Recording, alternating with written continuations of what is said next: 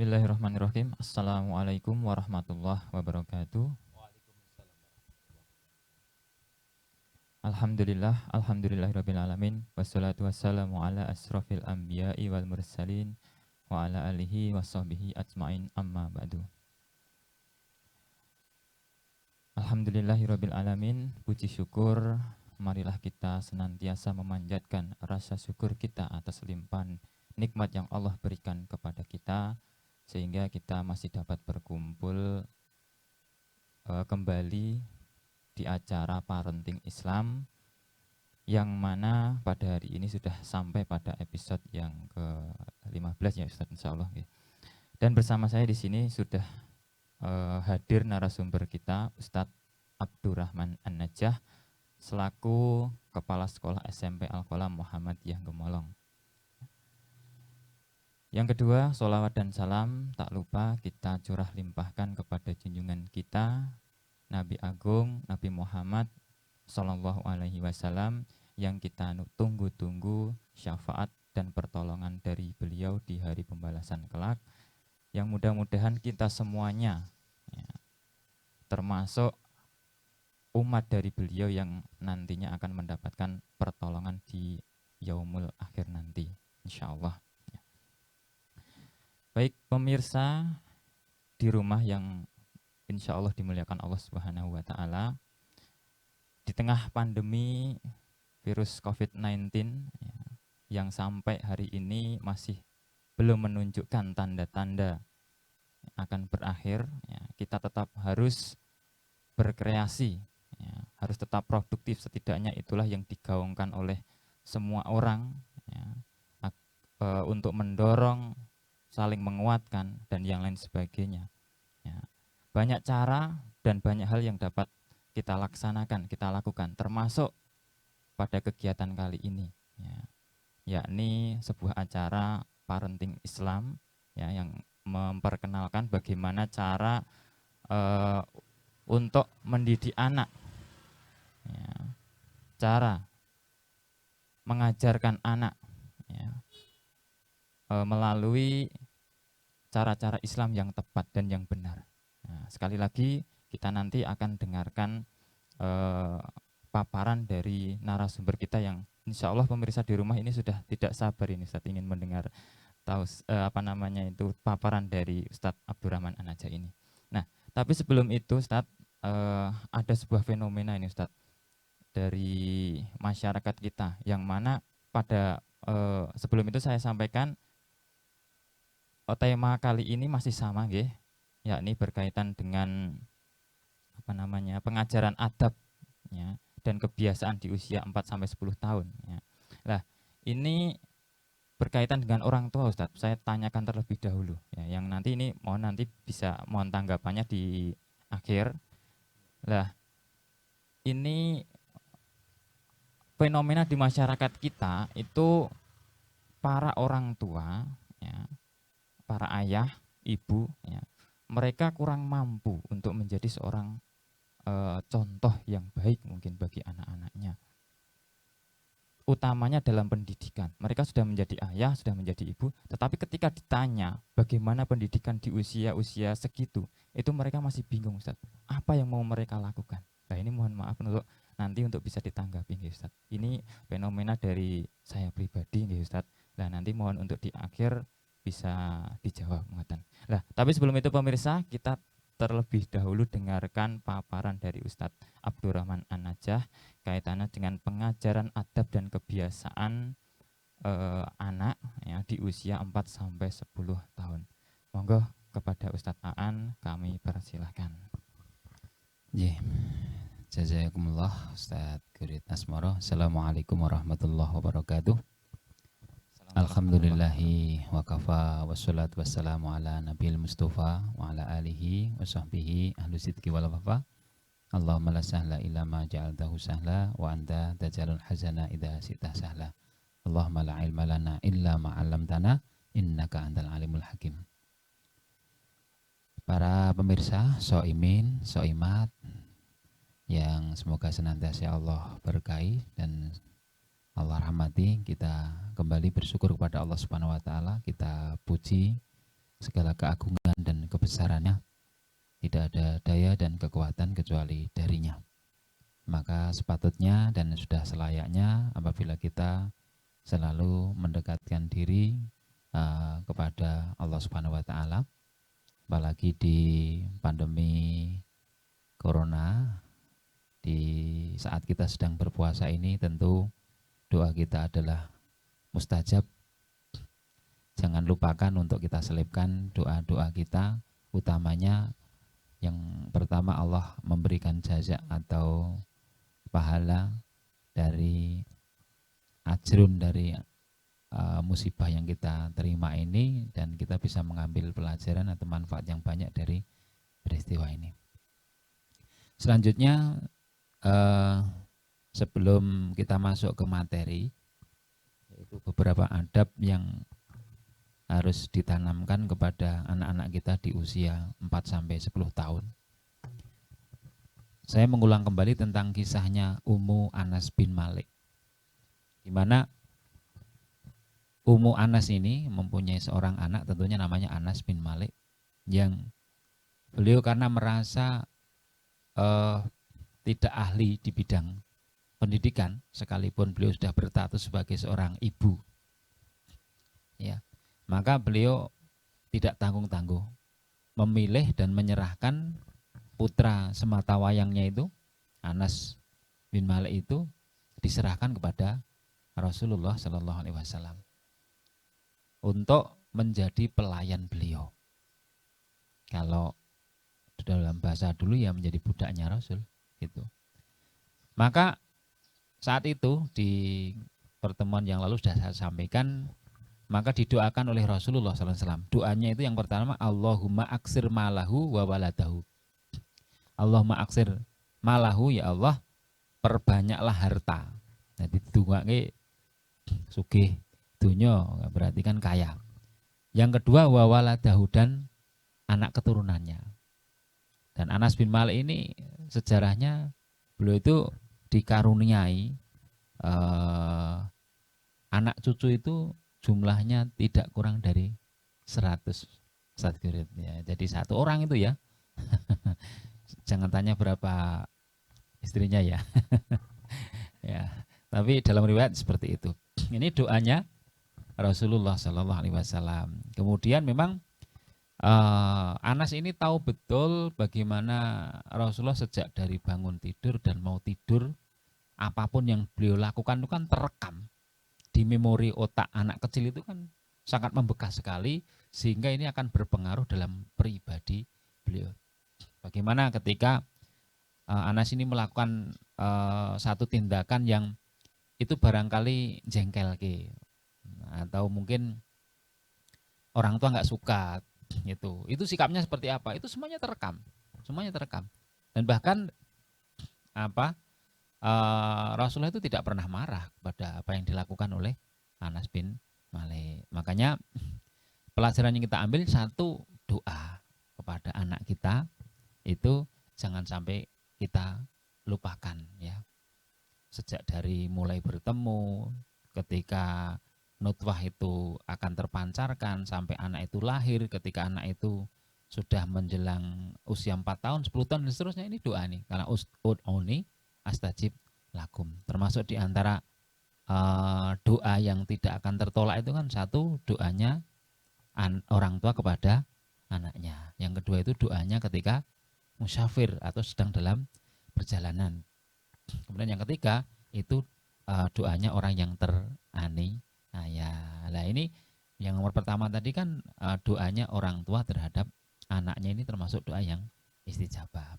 Nah kemudian dalam keadaan apapun itu jangan sampai sejengkel apapun, itu jangan sampai keluar kata-kata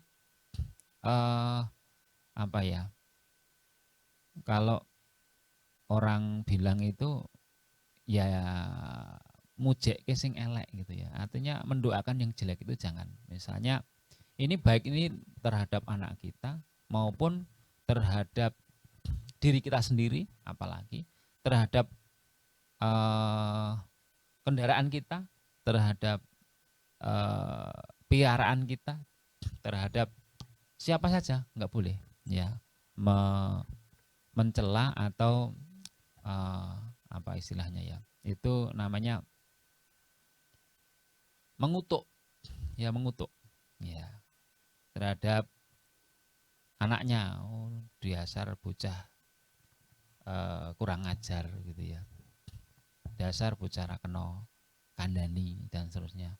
Ini kan sesungguhnya ini jadi kayak doanya orang tua itu ya. Jadi kan itu kan ungkapan-ungkapan karena mungkin orang tua uh, tidak cocok dengan apa yang dilakukan itu, sehingga jangan sampai nek cara Jawa ning kewetu hal-hal, apalagi sampai misalnya kono lunga ngasek di jalan ada kecelakaan, itu jangan sampai seperti itu banyak terjadi ya. Semarah apapun, sejengkel apapun, ini kita tahan untuk tidak mengeluarkan kata-kata kutukan terhadap anak.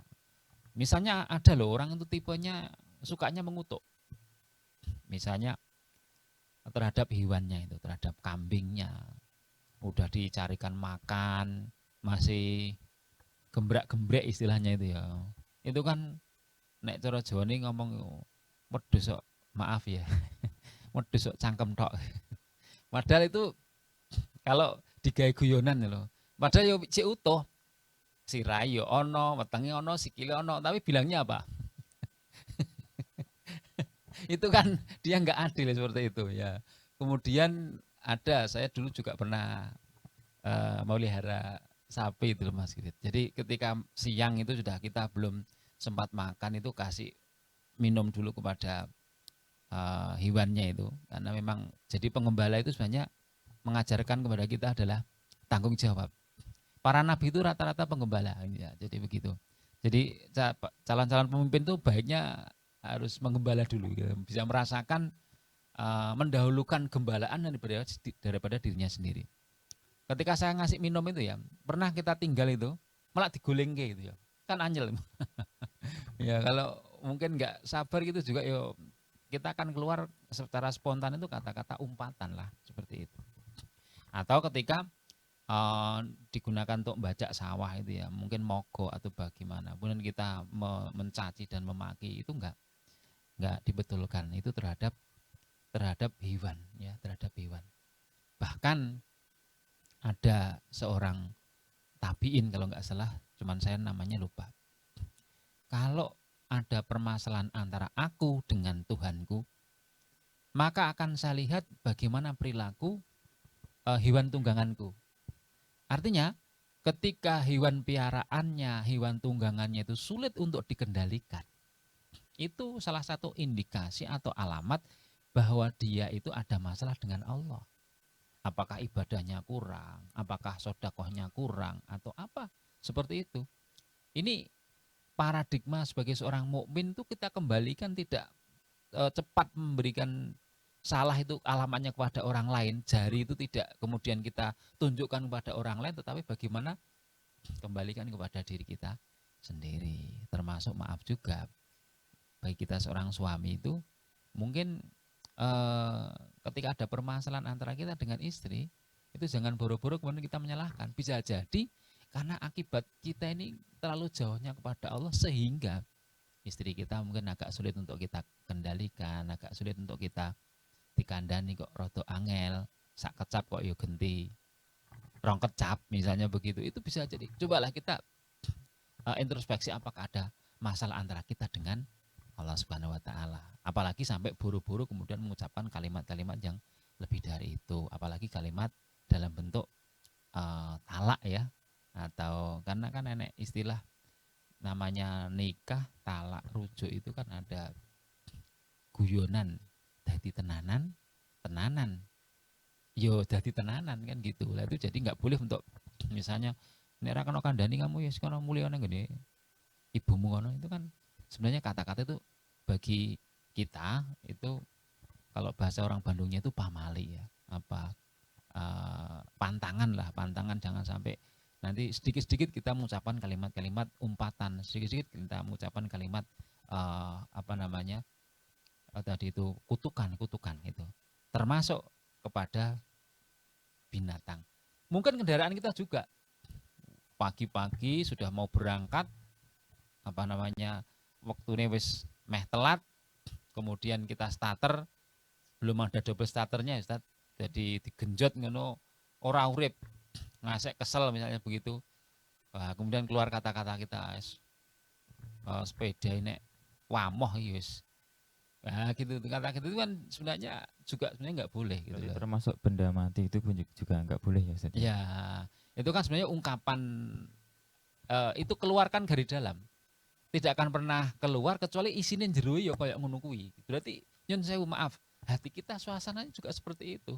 Suka orang itu akan terlihat baik, tenanan, teruji itu ketika di lapangan. Ketika dia itu menghadapi masalah. Nah, nek masalah yo bisa aja dia bersembunyi di balik topengnya, seolah-olah ketemu dengan orang itu senyum simpul. Tapi cobalah ketika orang itu kemudian meleroki kita, apakah kita masih bisa sempat bersenyum pada mereka? Nah, ini baru terlihat gitu loh. Nah, itulah penampilan asli sesungguhnya itu ketika menghadapi itu. Oke, ini adalah kekuatan doa yang pertama. Jadi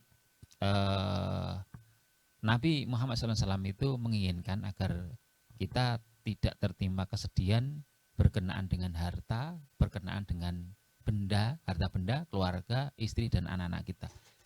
Ada doanya ketika kita bepergian itu adalah Allahumma inni a'udzubika min wa'sa'is safari wa ka'abatil mandori wa su'il munkalabi fil mali wal ahli wal waladi. Ya Allah, sesungguhnya aku berlindung kepadamu dari kesulitan dalam perjalanan, kemurungan dalam penampilan, dan beroleh keburukan saat kembali berkenaan dengan harta, keluarga, dan anak-anak. Jadi ini sangat penting untuk doa ini. Kemudian ada seorang sahabat namanya Abdullah bin Mubarak, itu pernah mendapat aduan dari seseorang, ya. Jadi seseorang itu mengadu kepada Abdullah bin Mubarak, seorang laki-laki yang mengadukan perihal sikap anaknya yang selalu menyakitinya gitu. Mungkin kalau bahasa sekarang entah apa gitu ya. Ya, kok diperintah orang dang mangkat padahal itu perintah itu ya untuk kebaikan anak itu sendiri. Orang dang cekak-ceket gitu ya. Kemudian ketika dilarang malah dodro misalnya seperti itu. Maka Abdullah ibnul Mubarak ini balik bertanya kepada orang itu. Apa bertanya? Apakah engkau pernah mengutuknya? Kemudian laki-laki itu berpikir, coba kamu pikir-pikir. Oh iya, saya pernah. Mengatakan, oh bocah. Jadi kalimat-kalimat yang keluar secara spontan itu kemudian justru saat itu kemudian Allah kabulkan menjadi perilaku anak itu yang sulit untuk dikendalikan. Artinya sulitnya anak kita dikendalikan itu sebenarnya kita punya andil. Kita punya andil. Gitu. Maka tadi juga menjawab statement penjelasan yang awal yang saya sering juga menyampaikan bahwa hari ini kebutuhan kita terhadap ilmu itu lebih banyak daripada kebutuhan kita terhadap makan dan minum. Termasuk dalam hal ini adalah mengilmui tentang menjadi bapak, mengilmui tentang menjadi ibu, mengilmui tentang bagaimana pola-pola pengasuhan dan pola-pola perkembangan anak sehingga kita tepat. Kalau menjadi orang tua zaman dahulu, itu bisa ngasih makan, marah-marah, selesai. Anak masih pulang ke rumah. Tapi kalau sekarang, anak model sekarang, orang tua nggak bermodal ilmu, kalau ada masalah cuman marah. Bisa jadi anak itu nggak akan kembali orang gelmule. Dan dia, bahayanya, dia kalau nggak pulang itu punya komunitas, punya kelompok, punya geng atau punya apalah yang mereka kemudian merasa nyaman, yang ternyata mereka juga kumpulan dari anak-anak yang bermasalah seperti itu. Coba kita lihat fenomena anak-anak di jalanan itu ya, anak-anak ya pang atau mungkin yang di mana yang ketika harus naik truk kemana lagi nggak tentu arahnya seperti itu. Ini kan terus apalagi yang bisa kita harapkan dari anak-anak yang tidak punya irodah di masa yang akan datang seperti itu. Maka ini yang pertama saya sampaikan, monggo doanya itu kita sampaikan, jangan sampai orang tua itu untuk biasa mengutuk tadi ya, mengutuk dari perilaku yang itu tidak cocok dengan apa yang kita inginkan gitu. Ini yang di paruh pertama ini. Kemudian selanjutnya